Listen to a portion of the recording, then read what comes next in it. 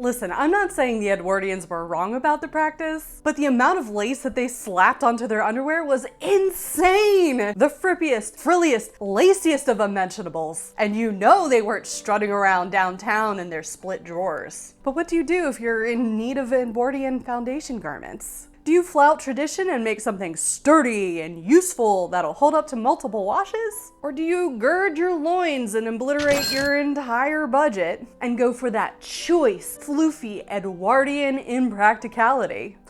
Not even a choice. Let's make some lacy white shit. I'm using the Edwardian combinations pattern from Blue Fine Goods. I picked this pattern specifically because there are a ton of lace options. But before I cut them out, there's a couple of things we've got to do. Off camera, I did an FBA on the front of these combinations. Just like most modern pattern companies, Victorians and Edwardians didn't factor Dolly Parton into their proportioning. Even if the circumference is the same, the distribution around isn't always equal. Cutting out the bodice portion of the combinations is fairly straightforward. But the drawer portion is a little more complicated. The back drawers are the same on both sides, so you can cut that piece doubled. But the left front and the right front are different, so make a special point to cut each of these on a single layer of fabric so you don't accidentally cut twice as much as you need. Note that the pattern calls for lightweight cotton like voile or batiste, but given that most of my Victorian and Edwardian events are out of town and involve hotel rooms and roommates, I opted for something a little more opaque. I picked a lightweight linen I got from Fashion Fabrics Club, although it feels like the IL-19 from the Diet Pill linen store, so it's more like medium weight, but hey, I won't be flashing my friends. First, let's tackle the bodice side.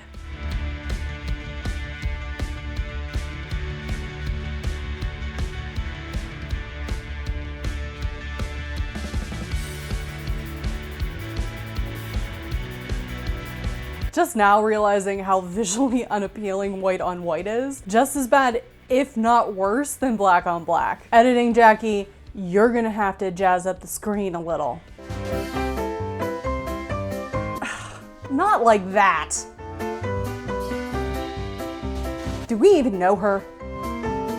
Now the center front plackets, which I'm supposed to interface with fusible interfacing. Okay, so here's the first placket that I've sewn on. I got very confused. Her instructions were not great on how to put the placket on. There are no pictures here, nothing, no guideline except words, and I am a very visual person. I finally figured it out that she wants these plackets to extend out on both sides of the center front, but this is so chonky with the linen and the interfacing that I decided to leave this selvage seam out. I don't want to cut it because it's a selvage seam, and I want this to be as strong as possible. I also didn't want it to be extra chonky. This is going to be the button side because this is way too thick. Putting a buttonhole through this is going to be torture. So the second placket, I pulled off the interfacing, and I'm going to line it with a little bit of cotton voile instead because this is much lighter weight. And since this is going to be for the buttonholes, it needs to have something that doesn't have stretch or the buttonholes will stretch out. Place the placket and the bodice right sides together and sew. Then press the seams open and turn in the seam allowance on the other side. Then fold over and pin and prep for sewing. If you're using a thinner fabric, again, you can encase both seam allowances into the placket, unlike what I'm doing here. Before you start, make sure your lefts and rights are clearly marked. You'll want to sew each front piece to its own back piece at the side seam. Then sew together each inseam at the leg. Next, hem the front edges. Sewing machines were a household thing at this point in history, so I have zero qualms about using it to sew the majority of my seams. A can has drawers. They're big, they're floofy, they need to go together. Like rama-lama-lama, ka-dinkity-dinky-dong. Okay, these go together with something called a habit pleat. I find this to be the most confusing part of the entire project. I think once we get this together, it's gonna be smooth snailing. Yes, that's exactly what I meant to say. Once we get this together, it'll be smooth sailing, but again, these instructions aren't great. To me, it looks like an inverted box pleat, but overcomplicated. We'll see in practice if that's true or not. Stitch line is here. We're working in the center back. Contrary to what I just said, we're going to match the finished hem edges together and pin at the dot. Then sew the hemmed edge together to the small dot, not the stitch line. Why did I hem this edge if it was just going to get encased by another seam? Now we stitch it again, this time on the stitch line.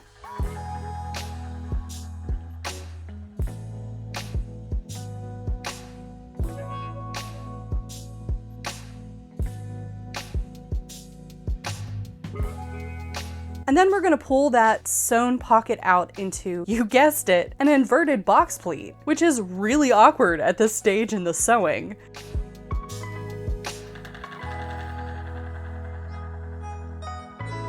There was an easier way to explain that, really. Okay, waistband.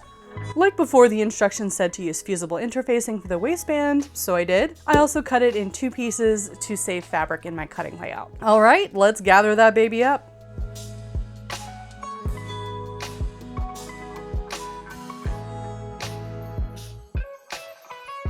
The waistband also has a lining. Y'all know the drill with this. Note that this side doesn't meet the edge.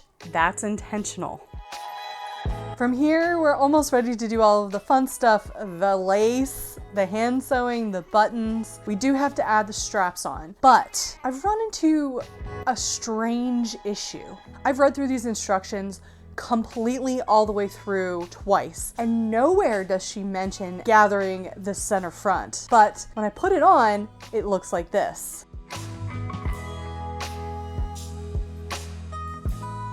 Clearly something needs to be gathered somewhere. Now, I don't know if this is an oversight of the instructions, if it's an issue grading the sizes up, or if it's an issue from me doing my FBA. Could be a combination of several of those. In any case, I'm gonna have to gather this if I want this not to just completely flop over. Now, the back portion is pretty good. It definitely extends out past my sides, but since we want that blouson, that pigeon look, I'm gonna go ahead and just focus on gathering the center front. There was a part of me that doubted, so I decided to knock up the straps and test before I got to gathering. Plus, there are the buttons to deal with. The pattern calls for 5 half-inch buttons, but there are no further guidelines for placement other than add the buttons and buttons on the right, buttonholes on the left. I ended up using smaller buttons I have in my random inherited stash and placed them based on how many I had and what looked right.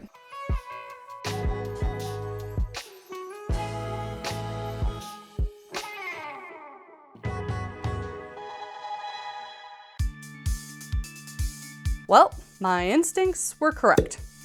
Back is fine, the rest, not so much.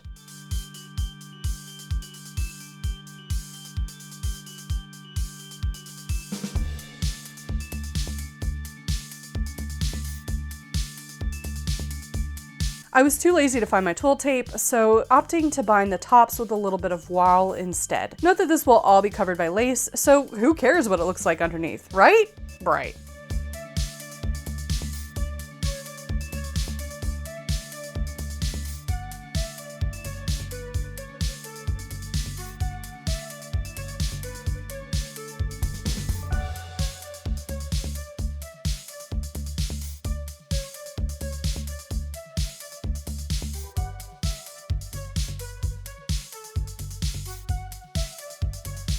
So last night when I sat down to sew the buttons, I started on the first button and I could not get over how thick and chunky the waistband was. And I couldn't help but ask myself, why? Because the whole point of every single piece of clothing in this era is to make your waist as small as possible. So why am I allowing there to be 2 extra layers of fabric at my waist when it doesn't actually need it? So I spent the time I was supposed to be sewing buttonholes ripping off, not carefully picking the seam out, literally ripping off both the interfacing and the voile interlining because I don't need it. I fully regret using interfacing on every single piece of these combinations. This pattern is meant for a very lightweight voile. Oh well, such is the case. We all make mistakes. Let's move on. Time for the fun part. Ruffles!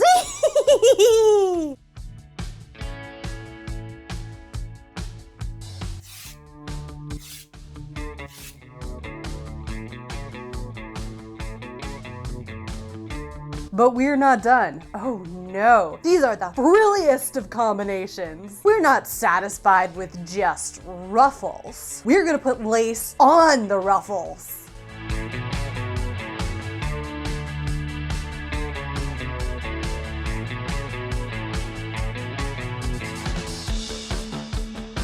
Note that I did opt to use voile for the ruffle itself, since the linen is much more expensive, and also because of weight. These combinations are already so heavy.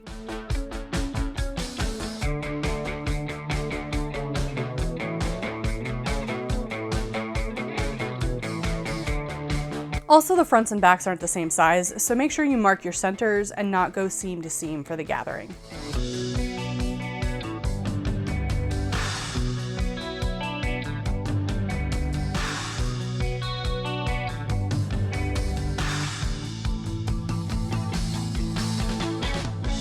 We're ruffly now!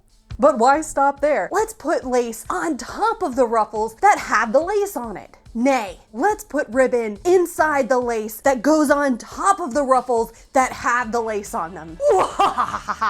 Maybe I should lay off the coffee. Nah. If you're enjoying this video, please consider saying hello in the comments and hitting the like button. Believe it or not, that really helps this channel out. And thanks so much to my Ko-fi contributors, because I never would have been able to afford all this lace on my own.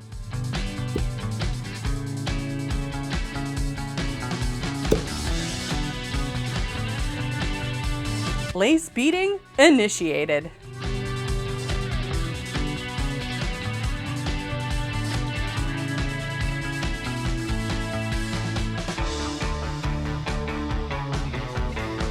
One final touch of lace. This will go on the neckline edge. This pattern also has guidelines for a bunch of different insertion lace options along the sides of the drawers, the bodice, and the waistband. But because I want these combinations to at least be somewhat hard wearing, I opted out of the insertion bit. That's what she said. I have to admit, I do have a couple of concerns about this lace holding up through the wash. This lace will be totally fine. This lace should be okay, but the beading in particular is very delicate, and I am a little worried since it was the most expensive out of all of the laces. Why is it so expensive? I don't know. I am going to monitor it the first time I wash this, and no, I'm not going to hand wash this. It is going to go in the machine. So after its first wash, if it's looking a little worse for wear, I may take the beading off and save it for something else. It's kind of a pain to sew on, so hopefully it'll hold up all right, but I would rather waste my time in this case and preserve it for something else where it can be hand washed than go through all that trouble and expense and have it get ruined. I'm also not 100% in love with my binding job on the front of this, but I'm hoping that the lace will do the job and hide it as best as it can. It's underwear, you'll see it for the reveal, but after that it's really not going to get a lot of views because it's underwear, so I'm not gonna go through the time to take it out and rebind it with something better. You gotta choose your battles, you know? I threw this on to do a final strap check to make sure that the straps were where I wanted them to be, and we ran into a problem. Okay, I knew it was gonna be a little bit long, but I didn't expect it to be that long. I was questioning the length of the ruffle before I cut it out because I think it's like 7 inches plus seam allowance, plus another 3 inches of lace below that. And I was like, that's gonna be pretty low, but I didn't expect it to be mid-calf. Once again, thwarted by my height. That's what I get for not doing a mock-up. You live and learn. You know what this reminds me of? BRB. Yep, that's exactly what it looks like. So I went ahead and did a 1/2 inch tuck on the right hand side. That made a big difference, but I think it's still a little bit too long. So I'm gonna do 1 or 2 more tucks, hand stitch those down, and I think that'll get me to a height that I'm more satisfied with. Editing Jackie here. So I went back to the instructions to look at something else, and I realized that I did make a mistake on the ruffle. If you use lace, you're supposed to subtract the width of that lace from the total width of the ruffle, which is supposed to be only 5 1/4 inches long after you take out the seam allowances. So that one was on me. Here's the first tuck sewn down. The bonus of having to do this is, you guessed it, more frills! But it's exceptionally fiddly and hard for me to get my tiny hand in place to sew with the lace on, so we'll only add 1 more tuck and live with it being a little long.